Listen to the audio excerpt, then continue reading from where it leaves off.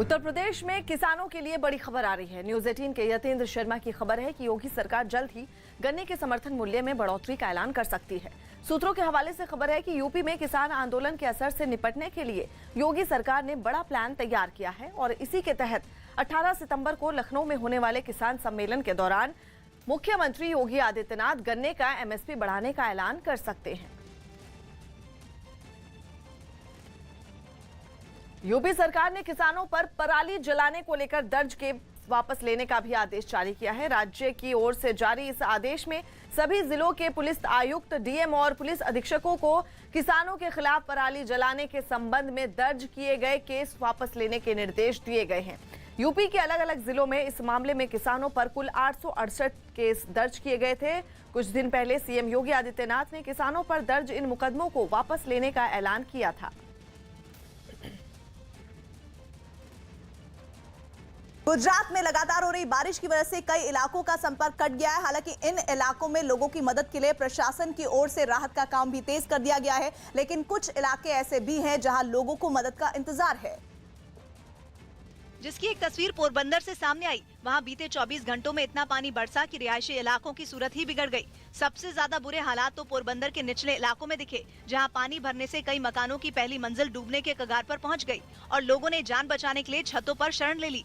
एक दूसरे इलाके में भी कुछ ऐसी ही तस्वीरें देखने को मिली। वहां पानी भरने की वजह से सड़कें दिखना बंद हो गईं। कमोबेश कुछ ऐसे ही हालात द्वारका में भी दिखे। वहां बांध से छोड़े गए पानी ने कुछ गाँव में घुसकर तबाही मचा दी। एक गांव से सामने आई तस्वीर में ज्यादातर सड़कें किसी तालाब की तरह नजर आईं और जो लोग रोजमर्रा के कामकाज के लिए अपने घरों से निकले, उन्हें सड़कों पर भरे पानी का सामना करना पड़ा। जबकि एक दूसरे इलाके में दूध की सप्लाई करने निकले एक आदमी की गाड़ी पानी में फंस गई, जिसे निकालने के लिए उसे कुछ लोगों की मदद लेनी पड़ी। गुजरात के आधा दर्जन से ज्यादा जिले इस वक्त बाढ़ जैसे हालात का सामना कर रहे हैं। इनमें जूनागढ़ भी शामिल है, जहां ड्रोन कैमरे से ली गई तस्वीर में एक बड़ा इलाका पानी में डूबा दिखा। खेत खलियान, सड़कें, दुकान और मकान कुछ भी इस बारिश से बच नहीं पाए। वहां एक स्टेट हाईवे पर पानी आ जाने से ट्रैफिक रोक दिया गया। नई सरकार, नए चेहरे, कुछ इसी तर्ज पर आज गुजरात मंत्रिमंडल का विस्तार होने जा रहा है। न्यूज 18 के जनक दवे की खबर है कि गुजरात के नए सीएम भूपेंद्र पटेल आज अपने मंत्रिमंडल का विस्तार करेंगे। नए मंत्री दोपहर 1:30 बजे शपथ लेंगे। सूत्रों के मुताबिक पूरा मंत्रिमंडल नया और युवा होगा। रूपाणी सरकार में रहे तमाम बड़े और वरिष्ठ मंत्रियों को इस मंत्रिमंडल में जगह नहीं मिलेगी। आपको बता दें, मंत्रिमंडल का शपथ समारोह दोपहर बाद कभी भी हो सकता है। शनिवार को विजय रूपाणी के इस्तीफा देने के बाद भूपेंद्र पटेल ने सोमवार को नए सीएम के तौर पर शपथ ली थी, लेकिन उनके साथ किसी भी मंत्री को शपथ नहीं दिलवाई गई थी। आज नए मंत्रिमंडल का शपथ ग्रहण समारोह होगा। दिल्ली मेरठ एक्सप्रेसवे पर मार्शल की तैनाती के बावजूद लापरवाही नहीं रुकी। वहां लोगों के नियम नहीं मानने की वजह से पिछले कुछ दिनों में कई हादसे हुए, जिसकी वजह वहां मार्शल खड़े कर दिए गए। लेकिन बेपरवाह लोग अंडरपास छोड़कर एक्सप्रेसवे से रास्ता पार करते रहे। कोई झुंड में तो कोई अकेले बाजीगरी दिखाते हुए सड़क पर बने डिवाइडर कूदकर पार करने लगा। ये सब तब हो रहा है जब मेरठ एक्सप्रेसवे पर मार्शल तैनात किए गए हैं। ऐसा लगा कि नियम छोड़ो, लोगों को अपनी जान तक प्यारी नहीं, क्योंकि वो हवा से बातें करती गाड़ियों के बीच से इस पार से उस पार जाते नजर आए। पिछले कुछ समय से काफी ज्यादा सड़क हादसे हुए हैं। ये देखिए कि रोड किस तरीके से लोग क्रॉस करते हैं यहाँ पर, क्योंकि रेजिडेंशियल इलाका है। नियम कहते हैं कि एक्सप्रेसवे पर ट्रैक्टर, दोपहिया गाड़ियां या ऐसे वाहन नहीं आ सकते, लेकिन मजाल है कि लोग मान जाएं। वो उनके लिए साइड में बने हाईवे को छोड़कर एक्सप्रेसवे पर आ गए और सारे नियमों का मजाक उड़ाकर अपनी गाड़ियां दौड़ाते रहे। लोगों की इस हरकत से NHAI भी परेशान हो चुका है। हमने अंडरपास बनाए हैं, फुटओवर बनाए हैं। जो पुराना ढर्रा था, पुराना सिस्टम था, उसी के हिसाब से क्रॉस करते हैं, जिसकी वजह से कुछ दुर्घटनाएं हमारे सामने आई हैं। NHAI ने अपनी ओर से 60 मार्शल तैनात किए हैं, जो शिफ्ट में ट्रैफिक को सही तरीके से चलाने में मदद कर रहे हैं, लेकिन लापरवाह लोग नहीं मान रहे। मार्शल की नजर जरा सी हटी नहीं कि वो एक्सप्रेसवे पर जान जोखिम में डालने बढ़ जाते हैं। पंजाब के जलालाबाद से रोंगटे खड़े कर देने वाली कुछ तस्वीरें सामने आई हैं। वहां एक मोटरसाइकिल में अचानक धमाका हो गया, जिससे हड़कंप मच गया। बताया गया कि इस धमाके की चपेट में आने से एक शख्स की मौत हो गई और एक शख्स बुरी तरह से जख्मी हो गया।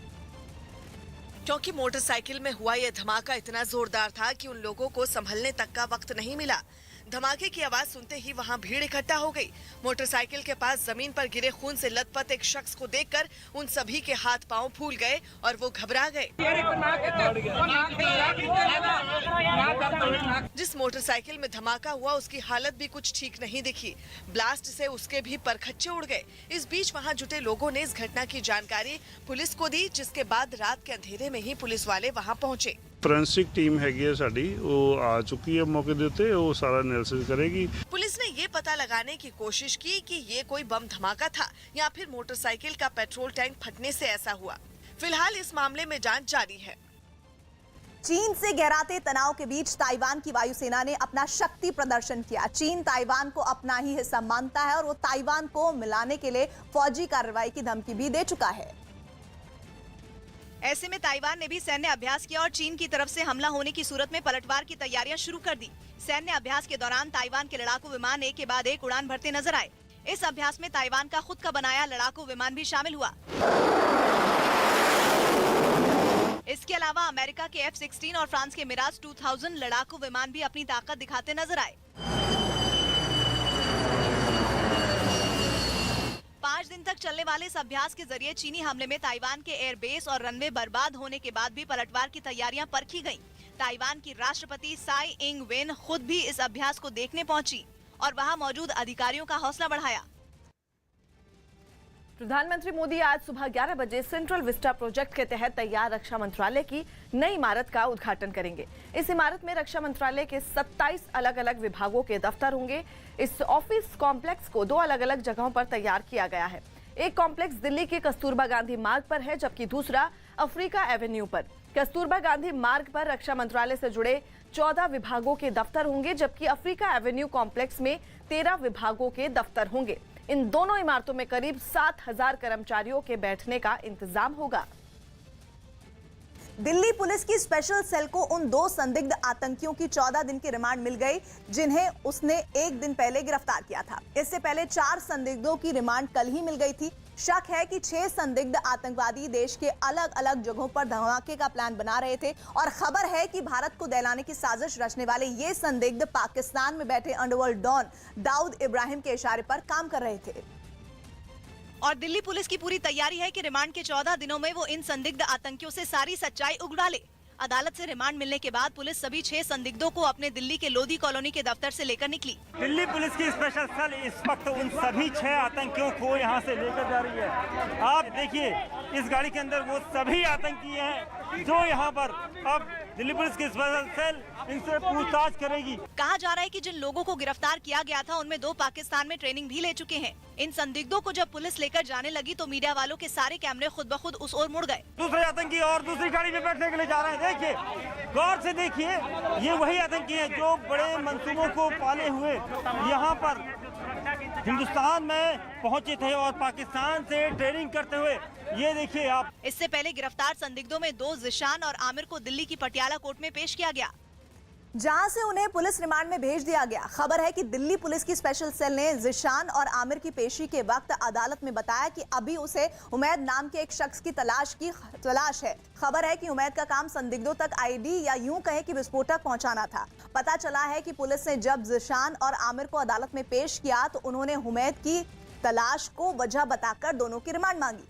और अदालत को बताया कि उन दोनों की उमैद की तलाश के लिए प्रयागराज लेकर उन्हें जाना है। खबर है कि जिन 6 संदिग्धों को गिरफ्तार किया गया, उमैद उनमें ओसामा नाम के शख्स का चाचा है, जिसकी तलाश दिल्ली पुलिस स्पेशल सेल ने जोर शोर से शुरू कर दी है। और इस बीच रिमांड में भेजे गए संदिग्धों के परिवार की प्रतिक्रिया भी आनी शुरू हो गई है। लखनऊ के रहने वाले संदिग्ध आमिर का परिवार भी सामने आया और उसके पिता ने आमिर पर लग रहे आरोपों को गलत बताया। ISI का कोई नहीं, पाकिस्तान से कोई नहीं, ना कभी पाकिस्तान जाना हुआ ना आना हुआ। यही नहीं, आमिर के भाई ने तो ये भी कहा कि आमिर जिशान को जानता तक नहीं। कोई रिलेशन नहीं है जिशान से। बहुत लोग आके पूछ रहे हैं कि जो आप लोग के रिश्तेदार में कुछ कोई जिशान नाम से जानते तक नहीं हम। कहा जा रहा है कि जिशान पाकिस्तान में ट्रेनिंग कर चुका है और उसने MBA किया है। लॉकडाउन की वजह से वो दुबई की नौकरी छोड़कर भारत चला आया था और ड्राई फ्रूट्स का कारोबार कर रहा था।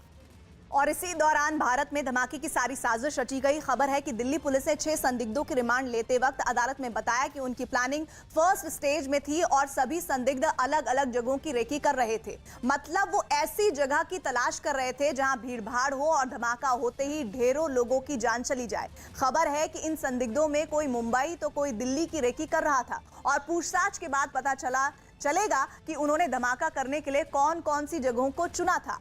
पता चला है कि अब तक की पूछताछ में संदिग्धों ने बताया कि उनके पास आईडी और हथियार पहुंच चुके थे, लेकिन धमाके की जगह तय नहीं थी। सूत्र बताते हैं कि अगले कुछ दिनों में सभी संदिग्धों को अलग अलग जगहों पर ले जाया जाएगा, जिसके बाद उनकी पूरी प्लानिंग सामने आएगी। लेकिन इस बात का अंदाजा लगाना लगातार कोशिशों में है कि पाकिस्तान में बैठकर अंडरवर्ल्ड डॉन दाऊद ने भारत को गहरा जख्म देने की तैयारी किस तरह की थी। यही वो वजह रही है कि डी कंपनी के मंसूबों का पता लगाने के लिए दिल्ली से मुंबई एक कर दिया गया है और दिल्ली पुलिस के कमिश्नर राकेश अस्थाना खुद मुंबई पहुंचे हैं। खबर है कि उन्होंने अंडरवर्ल्ड डॉन दाऊद इब्राहिम के भाई अनीस इब्राहिम समेत दूसरे कई अंडरवर्ल्ड डॉन और आतंकियों से जुड़े कनेक्शन पर स्पेशल सेल के अधिकारियों से जानकारी ली और उन्हें दिशा निर्देश दिए। पता चला है कि अनीस इब्राहिम के गुर्गों का कई हवाला कारोबारियों और गिरफ्तार संदिग्धों से कनेक्शन मिला है और जल्द ही कई चौंकाने वाले खुलासे हो सकते हैं। आतंकी साजिश के 6 आरोपियों में एक मुंबई का जान मोहम्मद उर्फ समीर कालिया है। मुंबई एटीएस चीफ ने दावा किया है कि समीर कालिया का डी कंपनी से 20 साल पुराना कनेक्शन है। उन्होंने प्रेस कॉन्फ्रेंस करके बताया कि समीर कालिया पर उनकी पहले से ही नजर है और मुंबई एटीएस की टीम दिल्ली जाकर समीर कालिया से पूछताछ करेगी। को जान मोहम्मद को इंट्रोगेट करेंगे और जो भी इंफॉर्मेशन दिल्ली पुलिस के पास है वो हम लेकर आएंगे। हमारे पास जो इन्फॉर्मेशन है वो हम दिल्ली पुलिस को देंगे। और इस बीच अलग अलग जगहों से हुई संदिग्ध आतंकियों की गिरफ्तारी पर सियासी घमासान भी शुरू हो गया और आम आदमी पार्टी के विधायक अमानतुल्लाह खान ने ट्वीट कर चुनाव नजदीक आने की वजह से मुसलमानों पर जुल्म बढ़ने का आरोप लगा दिया। ट्विटर पर आगे उन्होंने ये भी इल्जाम लगाया कि आतंकवाद के नाम पर बेकसूरों को फर्जी मुकदमों में फंसाकर परेशान करने और आगे भी ऐसा होने का अंदेशा जताया, जिस पर बीजेपी ने पलटवार करने में देर नहीं लगाई। अरविंद केजरीवाल जी, आप ये बताएं आपका स्टैंड क्या है। आपके विधायक कहते हैं कि आतंकवाद मुस्लिम है, ये कब से होने लग गया। बेंगलुरु में सड़क हादसे में 2 लोगों की मौत हो गई। बेंगलुरु में एक बाइक और कार से हुए सड़क हादसे में 2 लोगों की मौत हो गई। दावा किया गया कि झारखंड के पलामू में एक बैंक के लॉकर से जेवर समेत 20 लाख की चोरी हो गई। ताला तोड़ा गया तो इसमें उनका बहुत सारा जेवर गायब था। हरियाणा के राज्यपाल बंडारू दत्तात्रेय ने पंजाब के अमृतसर में गोल्डन टेम्पल में मत्था टेका। यहाँ का जो पवित्र वातावरण है मुझे बहुत ही प्रभावित किया। राहुल गांधी दिल्ली में महिला कांग्रेस के स्थापना दिवस पर आयोजित एक कार्यक्रम में शामिल हुए। इस दौरान उन्होंने महिला कांग्रेस का नया लोगो भी जारी किया। किसी चीज से, किसी व्यक्ति से आपको डरने की जरूरत नहीं है। देश की बेहतरीन फोर्स में एक नेशनल सिक्योरिटी गार्ड यानी एनएसजी के कमांडो ने आतंकियों से निपटने के लिए एक मॉक ड्रिल की और अपनी तैयारियों को परखा। ये ड्रिल दिल्ली के पास हरियाणा के गुरुग्राम के एनएसजी ट्रेनिंग सेंटर में हुआ, जिसकी कुछ तस्वीरें भी सामने आई, जिनमें एनएसजी जवानों की एक टुकड़ी हेलीकॉप्टर से उस इमारत की छत पर उतरती दिखी जिसमें आतंकी बने लोगों ने कुछ बच्चों को बंधक बना रखा था, जबकि कुछ जवानों ने जमीन के रास्ते इस इमारत को घेर लिया ताकि आतंकियों को बच निकलने का कोई मौका न मिल पाए। मॉक ड्रिल में इस बात का खास ध्यान रखा गया कि ऑपरेशन को अंजाम देते वक्त बंधकों को कोई नुकसान न पहुंचे और उन्हें सही सलामत छुड़ाया जा सके। पहले ऐसे होता था कि बिल्डिंग के बगल में, टारगेट पॉइंट के बगल में हेलीकॉप्टर उड़ता था, फिर कमांडो अंदर दाखिल होते थे, लेकिन यहाँ पर अब जो कमांडोज हैं वो सीधा का सीधा वो बिल्डिंग में दाखिल हो चुके हैं। इसी तरह इन जवानों ने आतंकियों के ठिकानों में घुसकर कैसे उनका काम तमाम करना है, इसे लेकर भी अपनी तैयारियां परखी। जो तस्वीर वहां से आई उसमें एनएसजी कमांडो आतंकी बने लोगों को ढेर करते दिखे। इस काम में एनएसजी के खास K9 डॉग स्क्वाड को भी शामिल किया गया। इसके अलावा आत्मघाती हमलों को नाकाम करने और बमों को डिफ्यूज करने का भी प्रदर्शन किया गया। ग्राउंड के बीचों बीच आप देख सकते हैं एक संदिग्ध बैग रखा हुआ है। अभी हमारा K9 dog Manish laser light के थ्रू आप देख पा रहे हैं कि कैसे लेजर लाइट के थ्रू जाकर उसको सूंघ रहे हैं। एनएसजी की इस मॉक ड्रिल पर ड्रोन कैमरे से निगरानी की गई ताकि वक्त पड़ने पर जवानों तक मदद पहुंचाई जा सके और हालात के हिसाब से उनको अलर्ट भी किया जा सके। टाइम मैगजीन ने दुनिया के 100 सबसे प्रभावशाली लोगों की लिस्ट जारी की है। इस लिस्ट में प्रधानमंत्री नरेंद्र मोदी का नाम भी शामिल है। प्रधानमंत्री मोदी के अलावा इस लिस्ट में भारत की ओर से पश्चिम बंगाल की सीएम ममता बनर्जी और सीरम इंस्टीट्यूट ऑफ इंडिया के सीईओ अदार पूनावाला ने भी जगह बनाई है। 100 प्रभावशाली लोगों की इस लिस्ट को 6 कैटेगरी में बांटा गया है। पाकिस्तान के कब्जे वाले कश्मीर में एक बार फिर विरोध की चिंगारी भड़क उठी है। वहां के पलंदरी कस्बे में आजादी की मांग करते हुए सैकड़ों लोग सड़क पर उतर आए और उन लोगों की भीड़ ने जन सैलाब की शक्ल ले ली, जिनकी मांग सिर्फ एक थी। पीओके में पाकिस्तानी सरकार के खिलाफ जनता ने गुस्सा बैनर और पोस्टर के जरिए दिखाया। हाथों में आजादी की तख्तियां लेकर वहां जुलूस की शक्ल में लोग जुटे और इनमें महिलाएं भी बड़ी तादाद में शामिल हुई।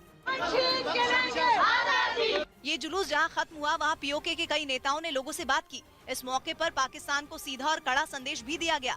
ऐसे बड़े कन्वेंशन का होना ये बहुत खुशाइन बात है और जाहिर है इससे पुख्ता पैगाम जाता है काबजीन की तरफ।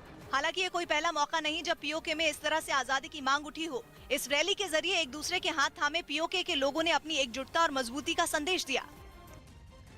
अफगानिस्तान से बड़ी खबर आ रही है। मौत की अफवाह के बीच अफगानिस्तान का डिप्टी पीएम मुल्ला गनी बरादर का एक टीवी इंटरव्यू सामने आया है। अफगानिस्तान में तालिबान की सरकार में मुल्ला गनी बरादर को डिप्टी पीएम बनाए जाने के बाद सोशल मीडिया पर उसकी मौत को लेकर अफवाह फैली थी, जिस पर तालिबान को भी सफाई देनी पड़ी थी। और अब मुल्ला गनी बरादर अफगानिस्तान के टीवी पर एक इंटरव्यू में दिखाई दिया। इस इंटरव्यू में बरादर ने सत्ता के लिए झड़प की खबरों को खारिज कर दिया और अपने घायल होने की खबरों को भी गलत बताया। दिल्ली के पास गाजियाबाद से किसान के विरोध प्रदर्शन की चौंकाने वाली तस्वीरें सामने आई है। वहां लोनी इलाके में आवास विकास बोर्ड के खिलाफ कई सालों से विरोध प्रदर्शन कर रहे किसानों ने समाधि ले ली। इसके लिए जमीन में कई फीट गहरे गड्ढे खोदे गए और फिर किसान उसी गड्ढे में बैठकर प्रशासन से मुआवजे की मांग करते नजर आए। उन लोगों ने आरोप लगाया कि कई बार प्रदर्शन करने के बावजूद उनकी कोई सुनवाई नहीं हुई, जिसके बाद मजबूरी में उन्हें ये रास्ता अपनाना पड़ा। इससे पहले वहाँ एक किसान पंचायत बुलाई गयी, जिसमें समाधि लेने का फैसला लिया गया, जिसके बाद बाकायदा वहां किसानों ने पहले गड्ढे किए और फिर उसमें जाकर लेट गए। इस मुहिम में उनका साथ महिलाओं ने भी दिया। शाबाश। किसानों ने दावा किया कि अगर उनकी मांग नहीं मानी गई तो ये प्रदर्शन यूं ही जारी रहेगा। जो कृषि कानून पे समाधान नहीं हो जाता है और हमारा इस वाले मुद्दे पे समाधान नहीं हो जाता, जब तक हम इसी तरह से रहेंगे। किसानों ने आरोप लगाया कि मंडोला विहार आवास योजना के तहत उनकी जमीन तो ले ली गई, लेकिन बढ़ा हुआ मुआवजा उन्हें नहीं मिला। इसके खिलाफ पहले भी कई बार अथॉरिटी के दफ्तर के बाहर प्रदर्शन किया गया, पर कोई हल नहीं मिला। उत्तर प्रदेश के कानपुर से हैरान करने वाला एक वीडियो सामने आया। वहां 2 लोगों ने एक नाबालिग की बेरहमी से पिटाई कर दी। हालांकि ये मारपीट क्यों हुई और ये नौबत वहां क्यों आई, इसकी अभी वजह नहीं पता चल पाई। लेकिन जो वीडियो सामने आया उसमें 2 लोग इस नाबालिग लड़के को बुरी तरह पीटते नजर आए। एक को तो उसे बेल्ट से मारते वक्त रहम तक नहीं आया। उसने मारपीट के दौरान उस लड़के से कुछ पता करने की कोशिश की। बताओ जल्दी जल्दी बताओ। जब जवाब नहीं मिला तो दूसरे शख्स ने उसे लगातार थप्पड़ जड़े, लेकिन उस लड़के का जवाब तब भी ना ही रहा। भाई हम नहीं थे, मम्मी कसम नहीं थे, नहीं कुछ करा। वो लड़का लगातार गुहार लगाता रहा कि उसे बख्श दिया जाए, लेकिन उन लोगों ने उसकी एक नहीं सुनी। तुम छोड़ो तो। वीडियो में इतना अंदाजा लग सका कि तीनों लोग एक दूसरे से परिचित थे और किसी बात पर उनके बीच विवाद बढ़ता चला गया, जिसके बाद मारपीट शुरू हो गई।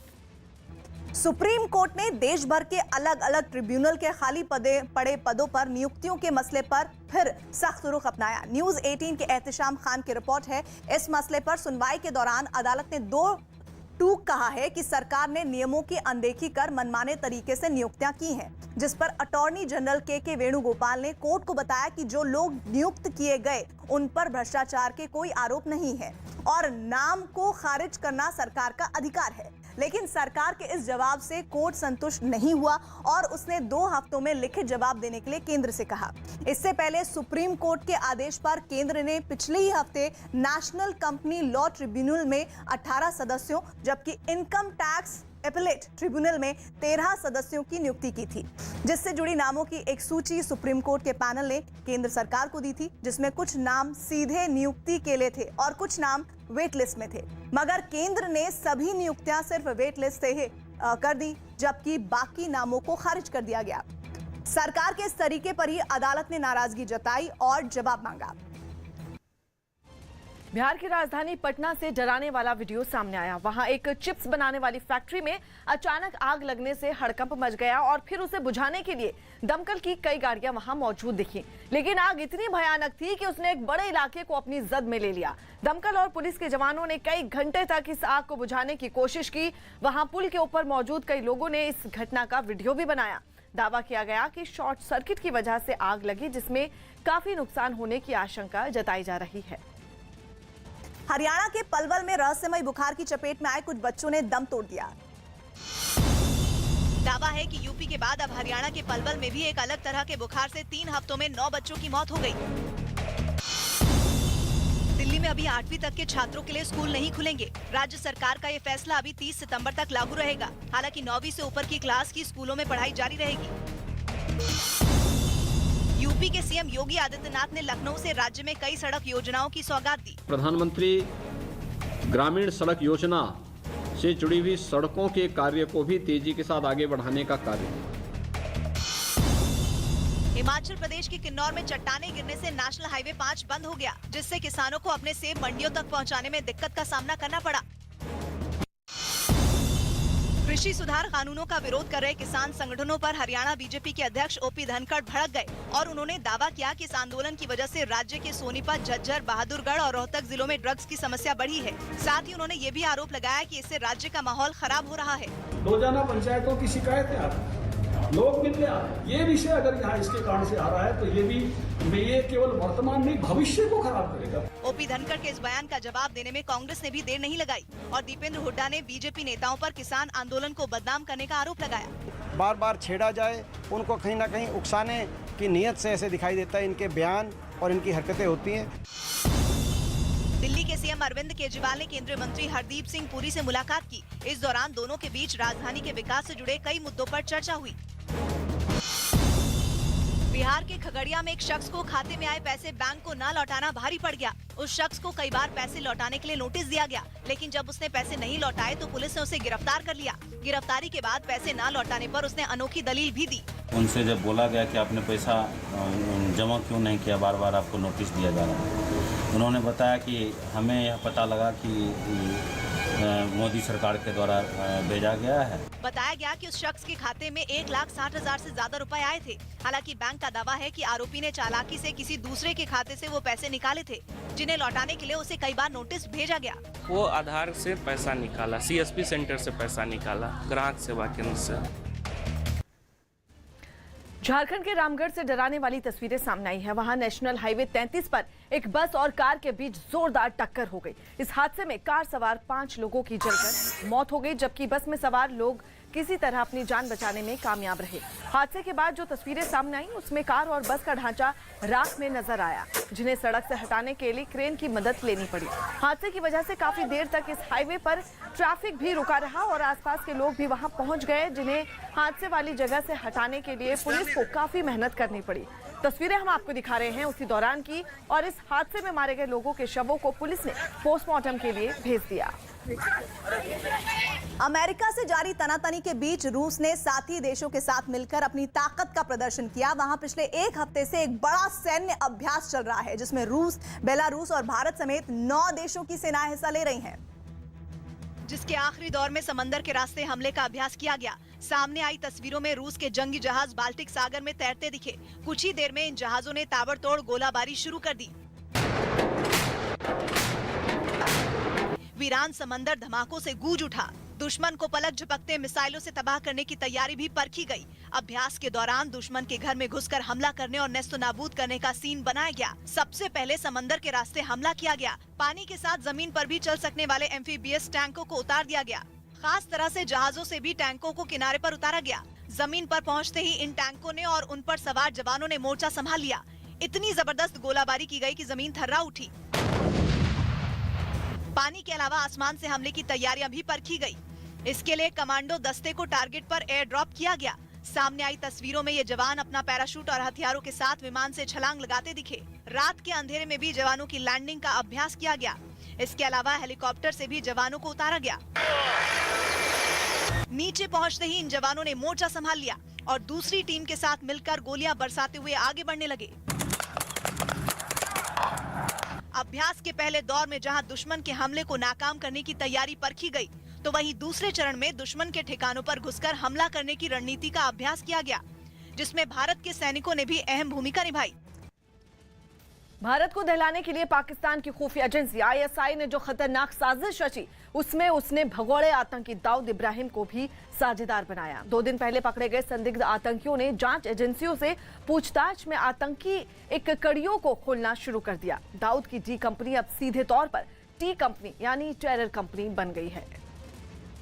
आईएसआई की ट्रेनिंग और डी कंपनी की फंडिंग, भारत को दहलाने के लिए पाकिस्तान ने जो ब्लूप्रिंट तैयार किया, अब तक की पूछताछ में उसके यही 2 मोहरे उभर कर सामने आए हैं और इन 2 मोहरों का सुराग भी भारतीय सुरक्षा एजेंसियों को इन 6 चेहरों से मिला।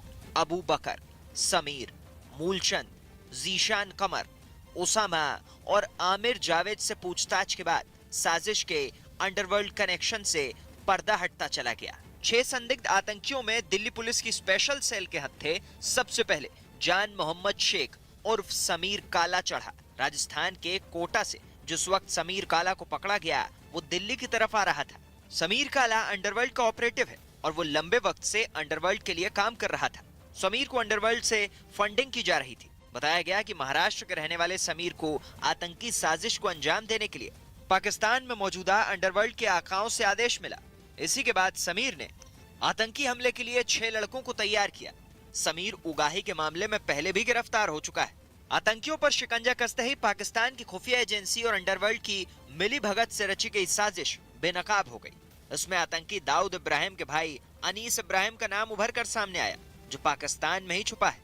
एक टीम थी जो कि अंडरवर्ल्ड के हवाले की गई थी, जिसे कि वहाँ पे दाऊद इब्राहिम के भाई अनीस इब्राहिम कोऑर्डिनेट कर रहा था। इस टीम का काम था कि जो वहाँ से फायर आर्म और एक्सप्लोजिव आएंगे, उनको ठीक से सुरक्षित तौर पे बॉर्डर के पार कराकर भारत के विभिन्न शहरों में इनको कंसील करके रखना। हमारी एक टीम आज शाम को दिल्ली जा रही है। इसको जान मोहम्मद को इंट्रोगेट करेंगे। साजिश के तार अंडरवर्ल्ड से जुड़ते ही दिल्ली के पुलिस कमिश्नर राकेश अस्थाना मुंबई पहुंच गए।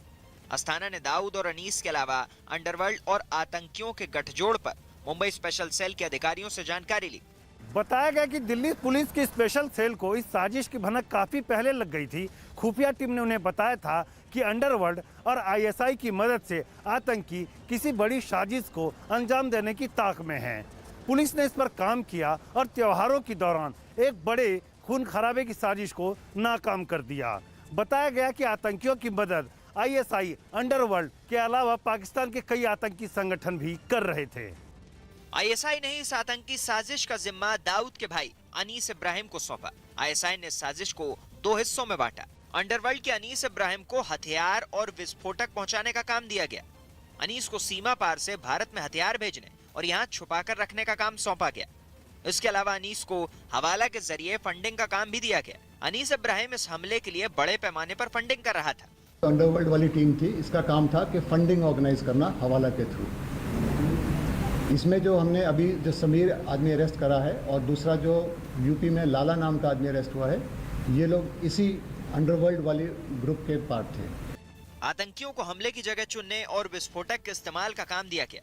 ये सभी आतंकी देश भर में घूमकर वहां की सुरक्षा और हालात की रेकी कर रहे थे ताकि हमले को आसान किया जा सके। पुलिस ने तकनीक की मदद से इन पर नजर बनाए रखी और जब इन्हें दबोचा तो इनके पास से 2 hand grenade, 2 IED, 1 kilo RDX और पिस्टल मिला।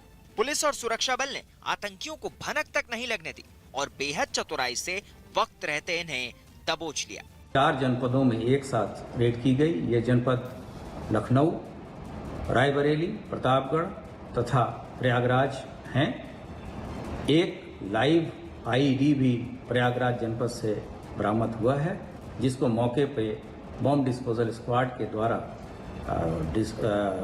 निष्क्रिय या निष्प्रयोजित किया जा रहा है। अब तक आतंकी साजिश के बारे में जो कुछ पता चला उससे साफ हो रहा है कि आईएसआई का काम आतंकियों को हथियार मुहैया कराना, उन्हें ट्रेनिंग देना और खून खराबे के लिए रणनीति बनाना था, जबकि अंडरवर्ल्ड का काम आईएसआई की साजिश को अमली जामा पहनाना था। हालांकि ये भी पता चला है कि अंडरवर्ल्ड भी इस वक्त 2 खेमों में बटा है। अनीस इब्राहिम का खेमा इसमें शामिल था, लेकिन न्यूज 18 की एक्सक्लूसिव बातचीत में छोटा शकील के खेमे ने इससे पल्ला झाड़ लिया। दाऊद इब्राहिम के जो भाई हैं अनीस इब्राहिम, उन्होंने इस ऑपरेशन में अपनी भागीदारी दिखाई है। जो वेपन्स, लॉजिस्टिक और जो हवाला का जो पूरा नेक्सस है उसमें उनकी भागीदारी थी। आप अंडरवर्ल्ड के एक पुराने आदमी हैं, दाऊद इब्राहिम के करीबी हैं, आपका पहला रिएक्शन क्या है इस पूरे मामले पर? सबसे पहली बात तो यह है कि डी कंपनी में कोई आतंकवादी नहीं है। हमारी जंग जो है गैंगस्टर लोगों से है और उनसे लड़ते हैं। आतंकवाद से हमारा कोई लेना नहीं। अगर आप लोगों ने पकड़ा है तो एजेंसी का काम है, पुलिस का काम है कि वो चेक करें, उसके बाद आप मुझे फोन करके सवाल कर सकते हैं। ये कोई मतलब ही नहीं बनता है। सब जो चीज भी वहाँ हुई है सब गलत है, हमारा कोई लेना देना नहीं। आतंकी साजिश में अंडरवर्ल्ड का नाम आने के बाद महाराष्ट्र पुलिस भी चौकन्नी हो गई। गणपति पूजा की वजह से मुंबई सहित देश के हर हिस्से में सुरक्षा बढ़ा दी गई।